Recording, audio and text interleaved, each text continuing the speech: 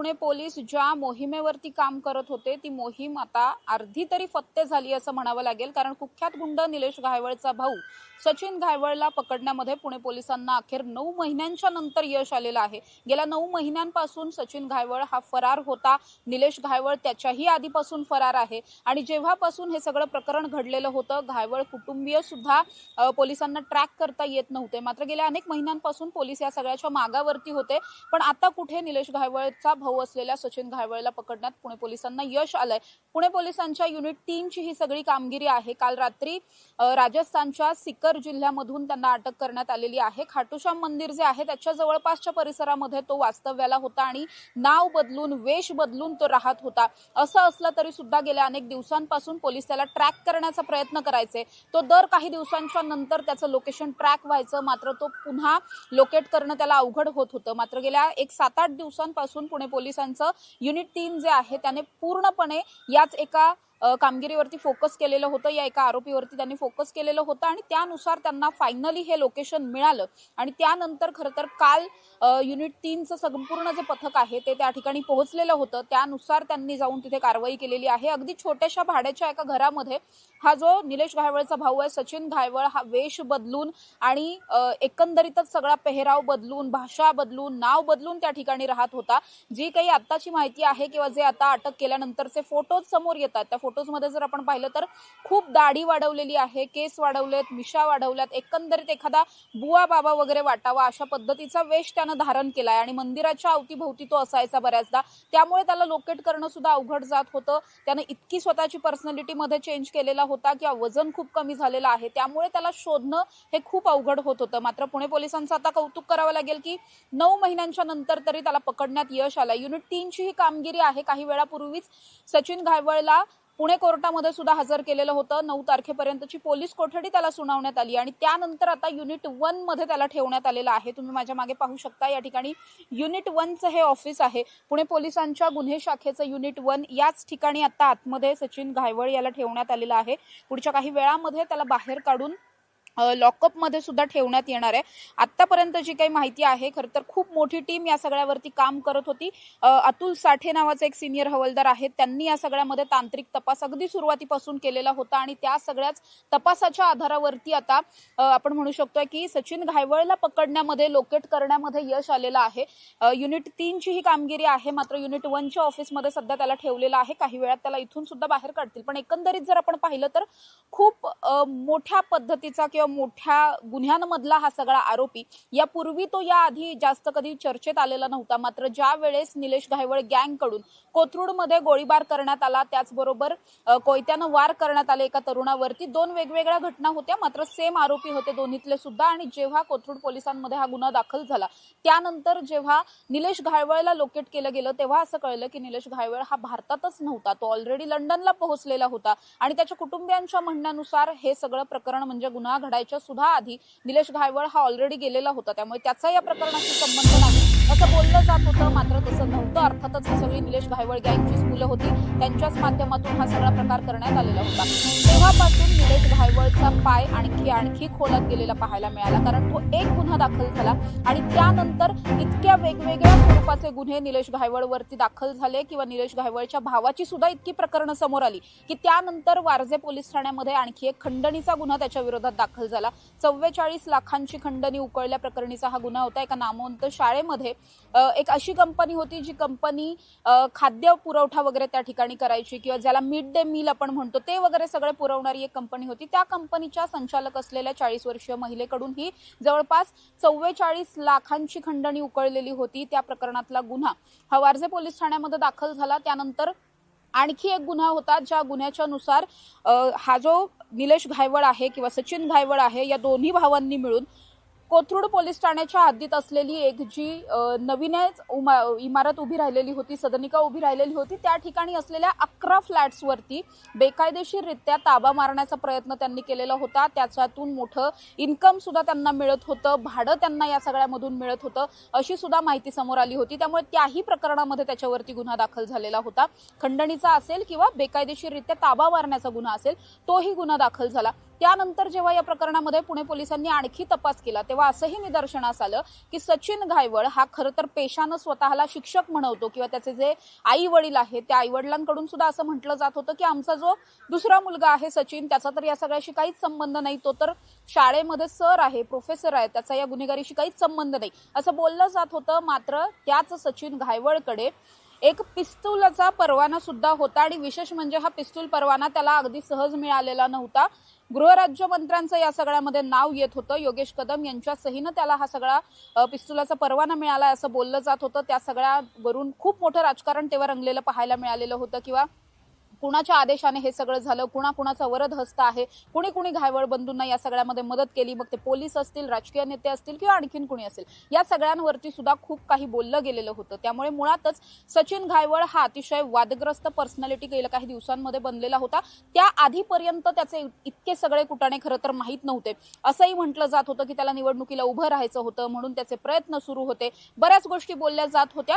त्याच नंतर असंही कळलेलं होतं की एकदा पुणे पोलिसांना अशी टीप मिळालेली होती की कर्जत जामखेडच्या एका शेतामध्ये हा सचिन घायवळ लोकेट झालेला होता आणि जोपर्यंत पोलीस तिथे पोहोचतील तत्पूर्वीच त्याला एका महिलेनं या सगळ्याची माहिती दिली की पोलीस पोहोचतायत आणि तो तिथून फरार झाला, अशी सुद्धा एक चर्चा रंगलेली होती. अर्थात या सगळ्यावरती पुणे पोलिसांनी अधिकृतरित्या स्टेटमेंट दिलं नाही, मात्र तेव्हापासूनच तो फरार होता.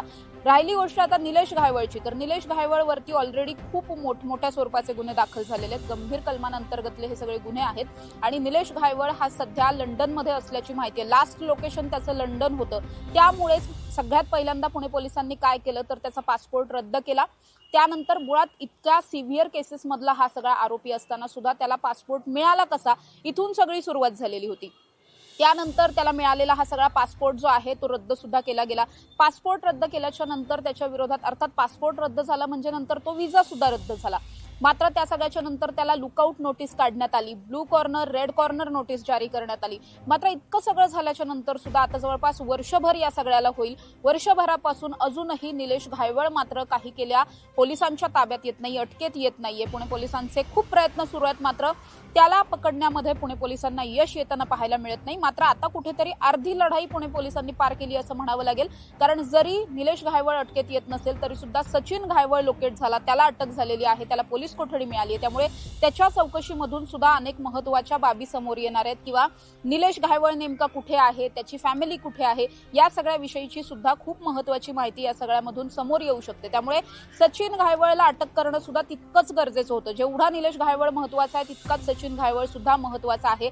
दोन्ही भावांवरती मकोका अंतर्गत कारवाई झालेली आहे. दोघांवरती सुद्धा खूप गंभीर कलमांअंतर्गतले सगळे गुन्हे आहेत. म्हणजे खंडणी मागणं असेल, बेकायदेशीररित्या ताबा मिळवणं असेल, पासपोर्ट घोळ करून पासपोर्ट मिळवणं असेल, त्याचबरोबर पिस्तुलाचे परवाने मिळवणं असेल, असे अनेक पद्धतीचे गुन्हे त्याच्यावरती दाखल आहेत आणि त्यामुळेच सचिन घायवळला सुद्धा लोकेट करणं खूप गरजेचं होतं. आता जी काही माहिती समोर येते त्यानुसार हा सचिन घायवळ गेल्या अनेक महिन्यांपासून राजस्थानच्या याच सिकर जिल्ह्यामध्ये ठाण मांडून बसलेला होता. खाटूश्यामचं जे मंदिर आहे त्या मंदिराच्या बाजूला त्यानं एक छोटीशी रूम घेतलेली होती भाड्याने आणि तो त्याच ठिकाणी राहायला होता. त्याने पूर्ण त्याचा लुक चेंज केलेला होता. तो कुणाच्याही कॉन्टॅक्टमध्ये येत नव्हता, एकटाच तो त्या ठिकाणी राहत होता. त्यामुळेच त्याला लोकेट करणं खरं तर अवघड होत होतं. मात्र पुणे पोलीस अनेकदा त्याच्या जवळपर्यंत जायचे, त्याचं जवळपास लोकेशन मिळायचं, पुन्हा काहीतरी गडबड होत होती. मात्र गेल्या 8 दिवसांपासून पुणे पोलिसांना त्याचं एक फायनल लोकेशन मिळालेलं होतं आणि त्याला पकडण्याच्या दृष्टिकोनातून सगळेच प्रयत्न पुणे पोलिसांनी सुरू केलेले होते. युनिट 3 चालू केलेले होते आणि त्यामुळेच युनिट 3ची जी टीम आहे ती काल त्या ठिकाणी दाखल झाली आणि त्यांनी अचानकपणे धाड मारून सचिन घायवळला अटक केली. खरं तर सचिन घायवळला स्वतःला सुद्धा असं वाटलं नसेल की आपण इतके सगळे प्रयत्न केल्याच्या नंतर सुद्धा पुणे पोलीस आपल्यापर्यंत पोहोचतील. मात्र पुणे पोलिसांची चांगली कामगिरी म्हणावी लागेल की ते त्या ठिकाणी पोहोचले आणि आता त्याला अटक केलेली आहे. पूर्ण लुक त्यानं बदललेला आहे, वजन कमी झालेलं आहे, पण तरी सुद्धा जरी तो इतर कोणाच्या कॉन्टॅक्टमध्ये नसेल तरी असं नक्कीच नाहीये की त्याला त्याच्या भावाविषयी काही माहित नसेल. त्याला नक्कीच निलेश घायवळ बद्दलची बरीचशी माहिती असणार आहे किंवा या दोघांनी एकत्रित केलेल्या अनेक गुन्ह्यांची माहिती त्याला असणार आहे. त्यामुळेच निलेश घायवळला पकडण्यासाठी सचिन घायवळला मोहरा बनवता येऊ शकतं. त्यामुळे आता सचिन घायवळला हाताशी घेऊन निलेश घायवळला पकडण्यासाठीचे प्रयत्न हे पुणे पोलीस आणखी जास्त करताना पाहायला मिळतील. त्यामुळे आता जरी सचिन घायवळला अटक झालेली असली, 9 तारखेपर्यंतची पोलीस कोठडी सुनावलेली असली तरी सुद्धा केवळ सचिन घायवळचं इन्व्हेस्टिगेशन होणार नाहीये, त्याच्याकडे चौकशी तपास होणार नाही, तर निलेश घायवळला लोकेट कसं करता येईल, त्याला पटकन भारतात कसं आणता येईल, यासाठीचे प्रयत्न सुद्धा चालू होणार आहेत. त्यामुळे आता पुढचा नंबर हा अर्थातच निलेश घायवळचा असणार आहे. वर्ष झालंय आता जवळपास या सगळ्या प्रकरणाला वर्ष होईल आणि त्यामुळे वर्षभरामध्ये पुणे पोलीस काय करतात असं म्हणत पोलिसांवरती खूप प्रश्नचिन्ह निर्माण केलेली होती. कारण दोन्ही भावांवरती कोथरूडमध्ये सुद्धा, वारजे पोलीस ठाण्यामध्ये सुद्धा आणि कर्जत जामखेडच्या सुद्धा काही भागांमध्ये आपण पाहिलं तर बरेचसे गुन्हे त्यांच्यावरती दाखल होते किंवा त्यांची अनेक प्रकरणं समोर येत होती. कर्जत जामखेडच्या विषयी बोलायचं झालं तर तिथे मूळ त्यांचं गाव असल्यामुळे त्या गावामध्ये त्यांच्या विरोधात बोलणारी लोकच सापडत नव्हती. त्यांच्या विरोधात कोणी बोलायला तयार नव्हतं. त्यांच्या विरोधात कसल्याही पद्धतीची तक्रार कुणालाच नव्हती. मात्र कर्जत जामखेड सोडून आपण जर थोडंसं बाहेर आलो तर मात्र या घायवळ गँगची दहशत त्या ठिकाणी सुद्धा होती असं निदर्शनास आलं. एकंदरीत काय की घायवळनं स्वतःच्या गावामध्ये कधीही काही दहशत निर्माण करण्याचा प्रयत्न केला नव्हता असं एकंदरीत दिसून आलं. किंवा मग त्याची दहशतच इतकी होती की त्याच्या दहशतीमुळे कुणी काही बोलायला तयार नाही. जी काही माहिती समोर येते त्यावरून तरी ज्या स्थानिक स्वराज्य संस्थांच्या निवडणुका होत्या त्या मोठ्या प्रमाणात निवडणुका या निलेश घायवळच्या नावावरती बिनविरोध होत होत्या. जे अनेक नेत्यांना जमत नाही ते घायवळ करून दाखवायचा असं ग्रामस्थ सांगत होते. त्यामुळेच निलेश घायवळ हा आमच्यासाठी चांगला आहे असं त्यांचं म्हणणं होतं. पण जरी तो तिथल्या कर्जत जामखेड वासियांसाठी चांगला असेल तरी तो बाहेर मात्र काय काय प्रताप करत होता हे आता सगळंच उघड झालं. त्यामुळे त्यांच्या दोघांवरती सुद्धा, दोन्ही भावांवरती खूप गंभीर कलमांअंतर्गत गुन्हे दाखल झाले. मकोका अंतर्गत कारवाई सुद्धा झाली आणि या सगळ्याच कारवाईच्या नंतर दोघांनाही अटक करण्यासाठीचे प्रयत्न सुरू होते. दोघे जवळपास 9 ते 10 महिन्यांपासून फरार होते.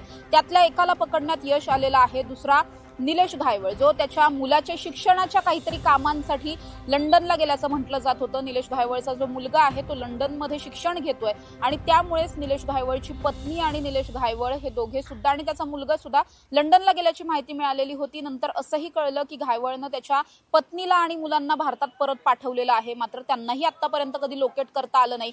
आता जी माहिती आहे त्यानुसार घायवळचा एक मुलगा ऑलरेडी लंडनमध्येच आहे, पण घायवळची पत्नी कुठे याविषयी माहिती नाही आणि घायवळ स्वतः कुठे आहे याविषयी सुद्धा माहिती नाही. घायवळने तिथे सुद्धा 2 वेगवेगळे लोकेशन, कधी तो थायलंडला आहे म्हटलं जायचं, कधी लंडनला आहे म्हटलं जायचं, अशा बऱ्याच गोष्टी घडत होत्या. मात्र या सगळ्याच्या नंतर त्याचं लास्ट लोकेशन हे लंडनच सापडलेलं होतं. लुकआउट नोटीस जारी करण्यात आली, ब्लू कॉर्नर जारी करण्यात आली, रेड कॉर्नर जारी करण्यात आली. मात्र तरी सुद्धा निलेश घायवळला आतापर्यंत पकडण्यात पोलिसांना यश आलेलं नाही.